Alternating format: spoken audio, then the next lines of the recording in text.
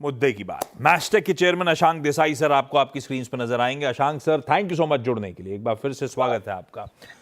अच्छा Ashank sir, Trump साहब ने कल रात में जो रेसिप्रोकल टैरिफ पॉलिसी है वो तो काफी एग्रेसिव सी साइन करी है तो सरदर्द, और आई एम श्योर काफी discussions even run up to this day आप लोगों के बीच में हुआ होगा, आईटी इंडस्ट्री में, नैस्कॉम आईटी बॉडी में, आपकी इंटरनल आपकी टीम्स के साथ बातचीत में निकल के क्या आ रहा था, और इवेंचुअली जब ये प्ले आउट हो चुका, जब टैरिफ्स अनाउंस हो गए, आप लोग कैसे रीड कर रहे हो ट्रम्प के अनाउंसमेंट्स को या टैरिफ्स को?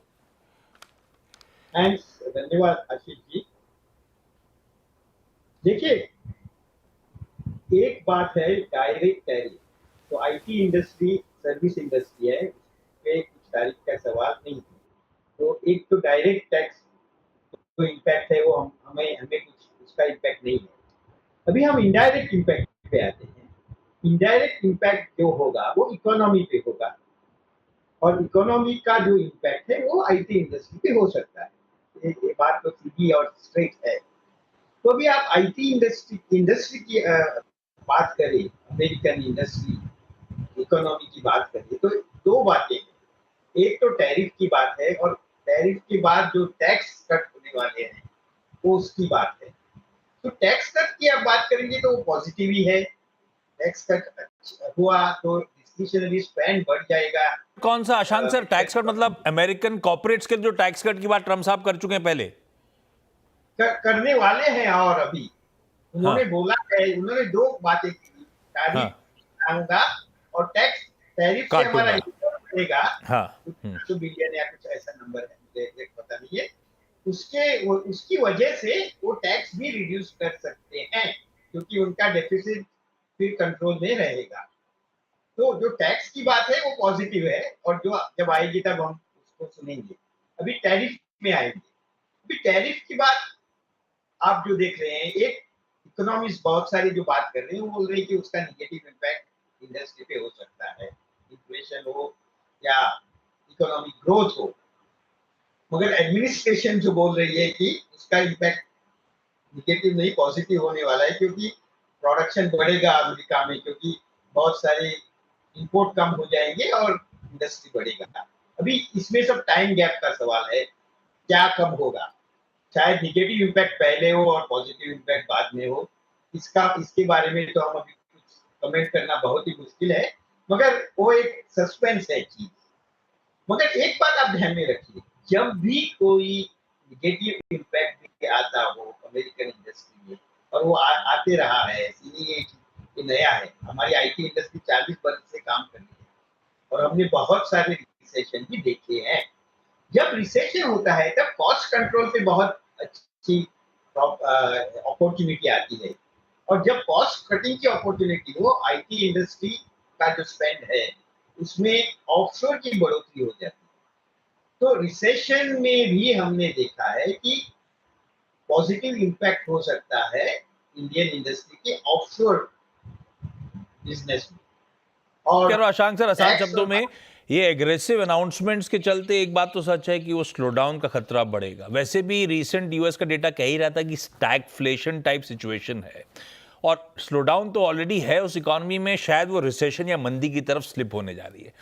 मंदी आएगी, अमेरिकन कॉर्पोरेट्स पे प्रेशर बढ़ेगा खर्चे कम करने का, और इसीलिए वो और आउटसोर्स करेंगे और आपको इवेंचुअली फायदा होगा, ऐसे पढ़ूं? ऐसे ही हुआ है। मैं बात कर रहा हूँ हिस्ट्री की। अब तक 40 बरस आईटी इंडस्ट्री में हूँ मैं। नेस्कॉम का भी एक फाउंडर रह चुका। यस यस यस, हमने देखा है इंडस्ट्री 40 बरस से। तो ऐसे तो 3 और 4 रिसेशन आते हैं। तो हर एक रिसेशन में ऑफशोर पार्ट में कॉस्ट कंट्रोल की सवाल प्रायोरिटी हो जाती है, और उसका इंडस्ट्री को फायदा होता है। ऐसे नहीं है कि रिसेशन का निगेटिव इम्पैक्ट नहीं होता है।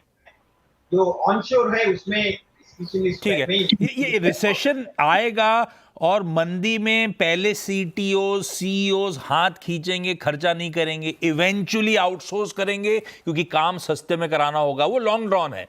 नियर टर्म हालात हैं कैसे? आई एम श्योर की क्लाइंट्स के साथ आपके इंडस्ट्री पीयर से आपके चर्चा हो रही होगी। अनसर्टनिटी इंक्रीज हुई है क्या? क्लाइंट स्पेंडिंग्स पे ऑफ लेट कुछ इंपैक्ट दिखना शुरू हुआ था क्या? नहीं, हमारे अमेरिकन क्लाइंट से हमारे कंटिन्यूस की बात हो रही है।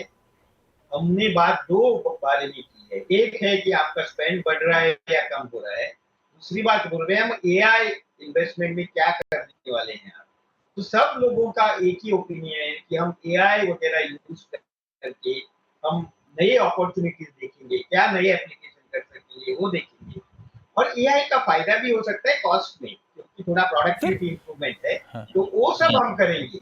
तो बात ऐसी है आज की आईटी इंडस्ट्री का फोकस ज्यादातर और हमारा फोकस है कि न्यू टेक्नोलॉजीज लाके हम आने वाले अपॉर्चुनिटी को कैसे बढ़ाएं, ये बात हो रही है ज्यादा। और मंदी की और रिसेशन की बात कम हो रही है। हाँ नहीं, इसी से पता स्टॉक मार्केट कैसे सोच रहा है?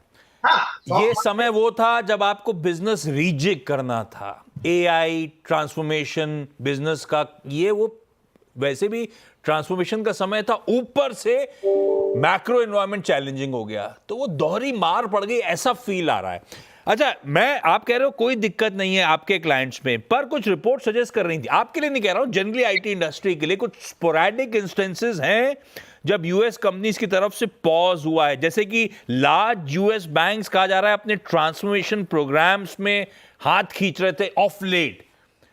इसलिए मैं कह रहा हूं सिलेक्टिवली कोई क्लाइंट की तरफ से अगर धंधा दे भी दिया, ऑर्डर दे भी दिया, तो भी ऐसा कह रहे हैं कि अशांक यार थोड़े दिन रुक जाते हैं, काम थोड़ा बाद में करेंगे, ऑर्डर तो तुम्हें दे ही चुके हैं, ऐसा भी नहीं हो रहा क्या? हाँ, ये बात सही है। आज क्या हो रहा है आईटी इंडस्ट्री में, बहुत सारे ऑर्डर्स आ रहे हैं। ऑर्डर्स की कमतरता नहीं है। हमारे मास्टेक में भी हमने देखा कि ऑर्डर बुक तो रिकॉर्ड हो रहा है क्वार्टर बाय क्वार्टर, मगर थोड़ा सा स्लोनेस है एग्जीक्यूशन में, क्योंकि लोग देखने हैं कि कैसे होने वाला है। तो कमिटमेंट तो आईटी में कुछ फर्क नहीं हुआ है, स्पीड ऑफ एग्जीक्यूशन थोड़ा कम हो रहा है। इसलिए आपने देखा कि जो लास्ट 2 वर्ष में ग्रोथ रेट थोड़ा कम हुआ है, जो 22-23 में था, 21-22 में था, वो बात सच है। मगर इसका मतलब ये नहीं है कि आईटी स्पेंड कम हो रहा है। अच्छा, फिर पता है इसको आसान शब्दों में थोड़ा नियर टर्म के लिहाज से, अब रिसेशन और धंधा बढ़ेगा ये हिस्ट्री कहती है, सच भी कह रहे हो आप, बिल्कुल सही है। एक Ashank sir, hand over heart, FY26 अब तो वो सामने खड़ा हुआ है, क्या अर्निंग्स डिसेलरेशन का लाइक्लीहुड बनता है? आपको लगता है FY26 में थोड़ा धंधा मंदा पड़ेगा? मेरा कहना मुश्किल है। हम हमारे कंप्यूट कर रहे हैं नंबर्स, और सब आईटी इंडस्ट्री के अभी आएंगे एनुअल रिजल्ट्स और एनुअल गाइडेंस आएंगे। मैं तब तक थोड़ा ठहरना चाहता हूं कि इसका इम्पैक्ट पॉजिटिव इम्पैक्ट होगा कि एट सेम लेवल होगा। मैं इसके बारे में कमेंट नहीं करना चाहता हूं। आज तक इंडस्ट्री में ऐसी डिस्कशन हुई नहीं है कि हमारा निगेटिव ग्रोथ रेट कम हो सकता है क्या, इसके बारे में बात नहीं हुई है। मगर हाँ, प्रेशर तो है ग्रोथ रेट पे। जब आप कंपेयर करेंगे 22-23 और 21-22, उसका कोई सवाल ही नहीं है, मतलब वो तो बहुत क्लियर है। मगर वो क्यों हुआ है वो आपको देखना जरूरी है। 21-22, 22-23 में जो स्पेंड हुआ वो कोविड के पीरियड में हुआ, जब प्रेशर था लोगों पे स्पेंड करने का, और वो स्पेंड हुआ और इसलिए हमारा ग्रोथ हुआ। जब ग्रोथ हुआ तब ओवर स्पेंडिंग भी हो गया था, उसमें कोई शंका नहीं है।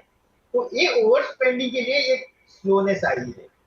ये इकोनॉमी स्पेंड या कम करने के लिए नहीं हुई है, ये बात आप ध्यान में रखें। आईटी स्पेंड में कमतरता ऐसी हुई है कि ओवर स्पेंड जो हुआ उसका थोड़ा सा नेगेटिव इम्पैक्ट अब आ रहा है, और शायद इस ईयर में भी उसका थोड़ा इम्पैक्ट हो सकता है। मगर हमारी ग्रोथ रेट कम होगी या ज्यादा होगी, इसके बारे में आज मैं ओके ना, ठीक है, अशांक सर ने बढ़िया डिफेंड कर लिया अपनी इंडस्ट्री को। देखते हैं अभी एक्चुअली प्ले आउट कैसे होता है सब कुछ। लेकिन एक बात अच्छी है, मर्केंडाइज गुड्स इंपोर्ट पे ट्रम्प साहब पीछे पड़ गए, सर्विसेज का जिक्र नहीं करा, आईटी का जिक्र नहीं करा। ये ट्रम्प 2.0 की कहानी है। जाइए पीछे, ट्रम्प 1.0 में आईटी के पीछे पड़ गए थे, वो वीजा से लेकर आईटी, इन्फोसिस को पोस्टर बॉय बना दिया था ट्रम्प 1.0 में। 2.0 में आईटी बच गया। हाँ, लेकिन इनडायरेक्टली जैसे अशांक सर कह रहे हैं इश्यूज सामने आ रहे हैं, इनडायरेक्ट इंपैक्ट आना है आईटी पे। अब देखते हो कैसे प्ले आउट होता है। Ashank sir, thank you so much जुड़ने के लिए। Thanks. Thank you sir. Kotak security से सुमित पोखरना को स्क्रीन पर रखिए। सुमित, अशांक सर का तो काम है इंडस्ट्री को डिफेंड करना, अपनी कंपनी को डिफेंड करना, पर आप एज एन एनालिस्ट कैसे देख रहे हो? अनएक्सपेक्टेड टैरिफ शॉक आया है, आईटी सेक्टर के पर्सपेक्टिव से क्या अपडेट्स? अमेरिकी अर्थव्यवस्था को लेकर पेन आना है ऐसा सब मानते हैं, ग्लोबल स्लोडाउन आ सकता है ये भी मानते हैं, तो आईटी पे असर तो पड़ेगा ना? जी बिल्कुल पड़ेगा। Thanks for calling me here. हमें ऐसा लगता है कि FY26 जो है वो सिमिलर टू FY25 होगा या उससे थोड़ा सा खराब होगा। तो जो ये टैरिफ लगाया है इसका बहुत डायरेक्ट आईटी सेक्टर पे कुछ भी नहीं लगाया है, बट इनडायरेक्ट इम्पैक्ट ये है कि अपने को रेवेन्यूज जो इनका आईटी कंपनीज को आता है वो मेजोरिटी रेवेन्यूज यूएस से आता है। अगर वहां पे इन्फ्लेशन बढ़ेगा तो रेट कट डिफरमेंट हो जाएगा फेड की तरफ से। अगर वो होगा तो बीएफएसआई वर्टिकल जो सबसे ज्यादा रेवेन्यू कंट्रीब्यूटर है for most of the IT companies के लिए, वहां पे डिसीजन मेकिंग पोस्टपोन हो जाएगी या डिले हो जाएगी, जिसके कारण ऑर्डर आने में डिले हो जाएगा। जो एक डिस्क्रिशनरी स्पेंडिंग की अपन काफी 3 साल से बात कर रहे हैं कि अब आएगा अब आएगा, वो 1 साल से फिर पोस्टपोन हो सकता है। सो कहने का मतलब है ये सब नेगेटिव जो प्राइस गिर रहे हैं, लास्ट 3 महीने जो निफ्टी आईटी इंडेक्स 20% गिर गया, वो उसका रीजन यही है कि डिमांड आउटलुक खराब होता जा रहा है। एक इन्फ्लेशन एक्सपेक्टेशन था कि रेट कट होगी, बीएफएसआई वर्टिकल ज्यादा से ज्यादा आईटी पे स्पेंड करेगा, वो सब नहीं होने वाला है। और जो डिस्क्रिशनरी स्पेंड थी वो भी डेफरमेंट दिख रहा है। और सबसे इंपॉर्टेंट बात, अगर अपन सीईओ का कॉन्फिडेंस इंडेक्स देखते हैं वो भी डिक्लाइन हो रहा है यूएस के अंदर। मतलब दे आर नॉट कॉन्फिडेंट कि economy will grow very robustly.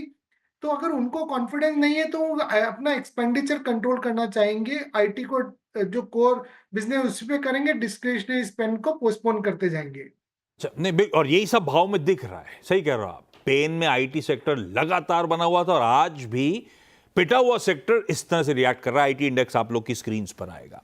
अच्छा, अशांक सर तो कह रहे थे कोविड के बाद, खैर वो पेंटअप डिमांड आई थी, उससे कंपेयर करना गलत होगा, लेकिन चलिए कंपेयर करता हूं प्री कोविड से आज के वैल्यूएशंस। तो उस लिहाज से तो वैल्यूएशंस आज भी आईटी कंपनीज के स्ट्रेच्ड नजर आएंगे। तो ऐसे में आपने जरूर आकलन कर रहा होगा कौन से वर्टिकल्स पे कम असर पड़ेगा, कौन सी कंपनीज कम एक्सपोज्ड होंगी। अगर आईटी में पेन बढ़ेगा तो कौन से सेफर स्टॉक्स होंगे जिनको एक्यूमुलेट किया जा सकता है। आपकी स्टडी क्या कहती है सुमित? हमें ऐसा लगता है कि बहुत सिलेक्टेड पोर्टफोलियो क्रिएट करने का अपॉर्चुनिटी मिल रहा है। जब भी मार्केट गिरता है तो दो तरीके से देखा जाता है। जो एग्जिस्टिंग पोर्टफोलियो उसमें पेन होता है, लेकिन आपको एट द सेम टाइम अच्छी कंपनीज सस्ते भाव पे मिल रही होती है। तो अपने को अभी एट दिस पॉइंट टाइम वो फोकस करना चाहिए कि मैं क्वालिटी स्टॉक्स, क्वालिटी मैनेजमेंट और रोबस्ट बिजनेस मॉडल जिन कंपनीज का है, वो स्टॉक जो सस्ते हो गए वो मुझे बाय करने चाहिए। जस्ट आपको बताता हूँ, लार्ज कैप में टीसीएस हो गया, इन्फोसिस हो गया, वो हमारे को लगता है काफी, और टेक महिंद्रा, वो काफी अच्छी कंपनीज है और काफी पोटेंशियल है from a longer term perspective. Mid cap में अगर देखा जाए तो कोफोर्ज एक कंपनी जहां पे काफी स्ट्रॉन्ग एग्जीक्यूशन देखा है मैनेजमेंट का, वैल्यूएशन काफी काफी रीजनेबल हो गए हैं, वो आप एक अपने पोर्टफोलियो में ऐड कर सकते हैं लॉन्ग टर्म के लिए। स्टॉक्स क्यों गिरे हैं? ऑब्वियस रीजन है टैरिफ के लिए, वो ब्लैंकेट सेलिंग हुई है इन सब स्टॉक्स में। नेस्डैक गिरा है, उसका भी इंपैक्ट दिख रहा है। अपन ने अभी ये हमें लगता है कि ये एक अपॉर्चुनिटी है आपको एक लॉन्ग टर्म पोर्टफोलियो बनाने के लिए आईटी स्पेस में। कुछ पॉकेट्स में बेहतर क्वालिटी, बेहतर पेडिग्री की कंपनीज गिरावट में एक्यूमुलेट करने के मौके। लार्ज कैप में किसी टीसीएस, किसी इन्फोसिस, किसी टेक महिंद्रा पे दाव लगाएं। मिड कैप पे चाहे तो किसी कुफोर्ज जैसी कंपनी जिसने अपनी एग्जीक्यूशन स्किल्स प्रूव कर रखी है, उन पे दाव लगाया जा सकता है। सॉरी सुमित, थोड़ा समय की कमी है। थैंक यू सो मच जुड़ने के लिए हमारे साथ। आज मजा आया आपसे बातचीत